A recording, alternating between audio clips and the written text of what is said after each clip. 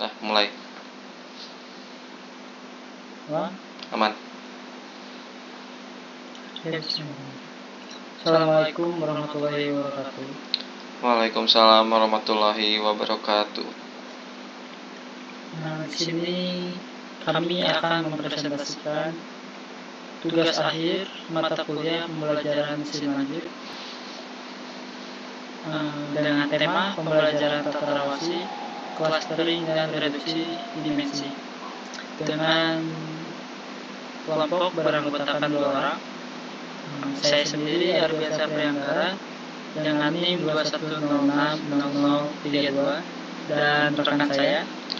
Nama saya Agung Sobarudin dengan NIM 21060045. Oke. Berikut akan saya serahkan kepada Saudari Agung Sobarudin untuk menjelaskan materi berikut. Baik, terima kasih Arbi telah mengizinkan saya untuk memberikan materi terlebih dahulu. Yang pertama yaitu pendahuluan. Sebelum kita mempelajari materi pembelajaran tata terawasi, kita juga harus tahu apa itu pembelajaran tata terawasi. Pembelajaran tata terawasi yaitu metode pembelajaran mesin yang digunakan saat data tidak memiliki label. Fokus pada pengelompokan atau pengenalan pola dalam data. Tujuan dari pembelajaran tata terawasi yaitu menemukan struktur tersembunyi dalam dataset. Lalu aplikasi utama ada dalam pembelajaran tata terawasi dengan tujuan yaitu segmentasi pelanggan untuk pemasaran, juga deteksi anomali atau ada yang hilang dalam data keamanan. Lalu selanjutnya yaitu kompresi data untuk efisiensi penyimpanan. Next, yang selanjutnya yaitu clustering. Clustering memiliki definisi yaitu teknik pembelajaran tak terawasi untuk mengelompokkan data ke dalam grup berdasarkan kesamaan karakteristik. Clustering juga memiliki manfaat. Yang pertama yaitu memahami pola data, juga mengidentifikasi segmen yang berbeda dalam populasi data. Lalu ada 3 algoritma clustering yang populer. Yang pertama yaitu K-means. Cepat dan sederhana, cocok untuk dataset yang besar. Kedua yaitu hierarki clustering. Menghasilkan dendrogram, cocok untuk analisis berbasis hierarki. Yang ketiga yaitu DB-scan. Cocok untuk data dengan bentuk yang tidak beraturan. Lalu selanjutnya ada K-means clustering.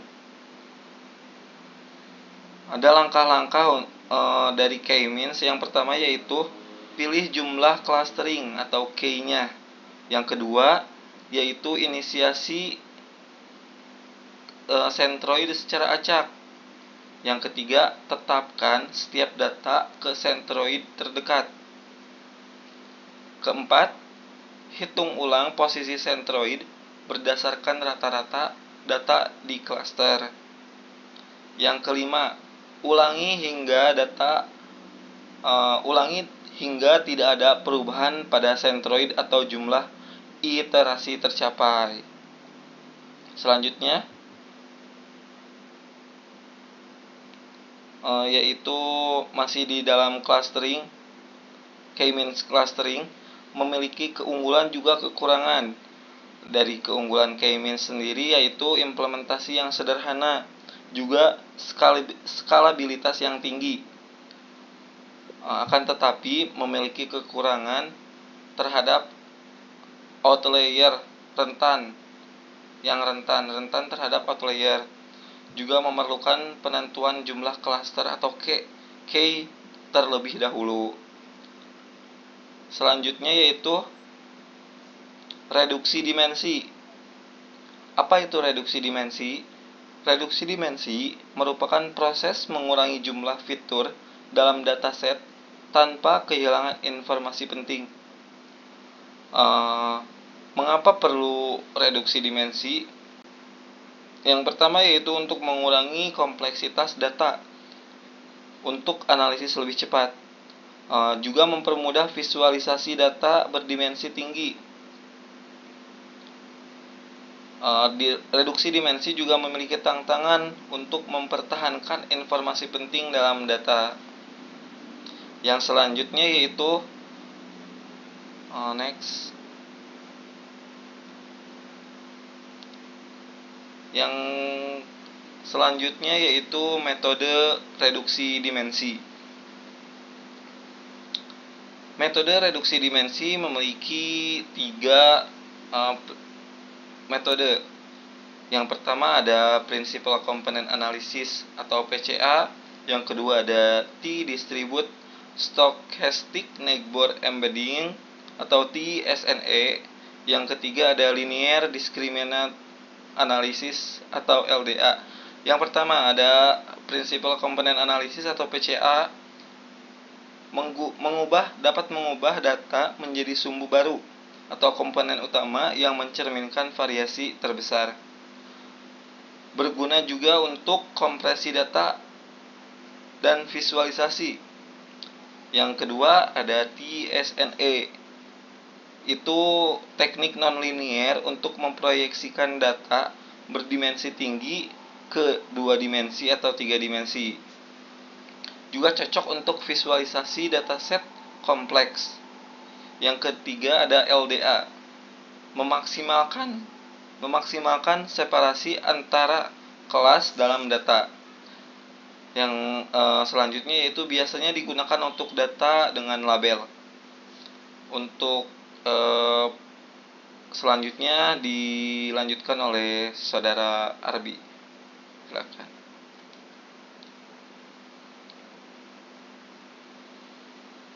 Arbi, maaf di mute.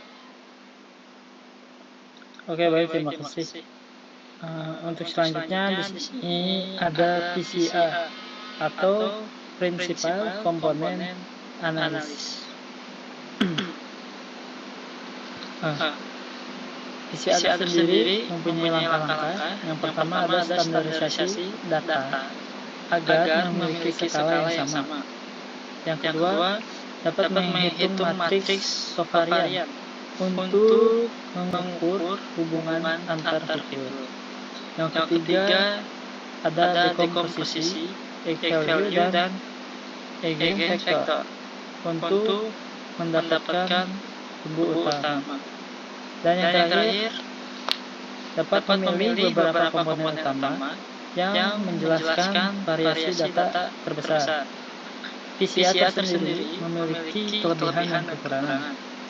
Kelebihan dari PCA yaitu mengurangi dimensi tanpa banyak kehilangan informasi dan dapat mempercepat proses analisis data tersebut. Kekurangan PCA sendiri adalah hasil yang sulit diinterpretasikan secara intuitif dan PCA itu sensitif terhadap skala data. Nah, contoh aplikasinya ada clustering, reduksi dimensi, dan juga kombinasi clustering dan reduksi dimensi tersebut. Yang pertama di clustering itu sendiri,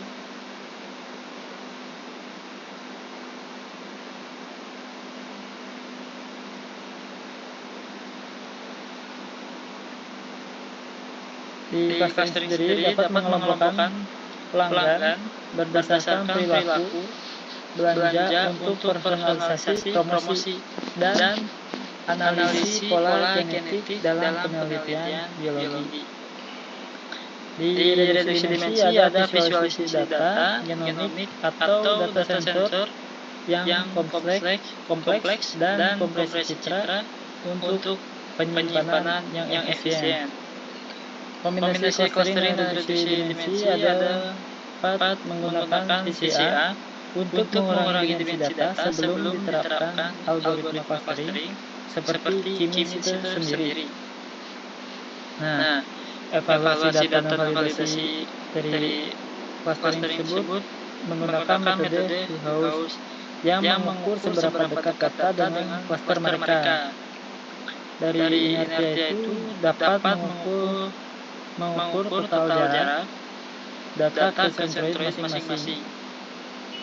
Evaluasi reduksi dimensi adalah meliputi visualisasi hasil untuk memahami pola dan membandingkan kinerja model sebelum dan setelah reduksi dimensi.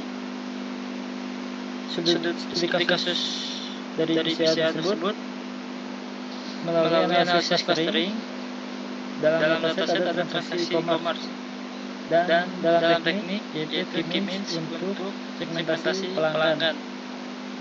Untuk hasil ada 3 segmen utama yang ditemukan yaitu ada pelanggan setia, pelanggan baru, dan pelanggan diskon. Dalam reduksi dimensi di dalam dataset tersebut ada data genomik atau 1000 lebih fitur. Dari teknik tersebut ada VCA untuk mengurangi dimensi menjadi 10 komponen. Nah, hasil dari reduksi dimensi itu melalui proses analisis lebih cepat dengan hasil yang sama akuratnya. Dari kesimpulan materi yang sudah dijelaskan, bahwa pembelajaran terawasi memainkan peran penting dalam analisis data yang tidak memiliki label, dan clustering dapat membantu menemukan grup dalam data, sedangkan reduksi dimensi menyederhanakan data untuk analisis yang lebih efisien. Untuk tambahan, yang selanjutnya yaitu kombinasi metode. Kombinasi metode ini dapat digunakan untuk berbagai aplikasi industri, penelitian, dan juga teknologi.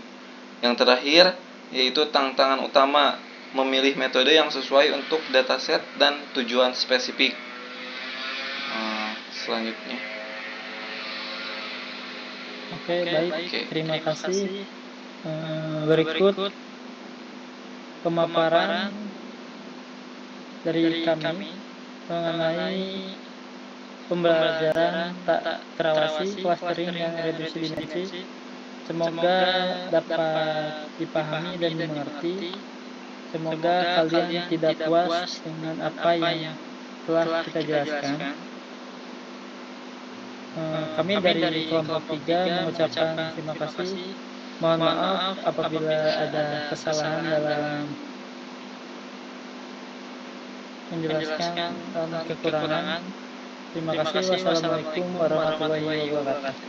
Terima kasih. Wassalamualaikum warahmatullahi wabarakatuh.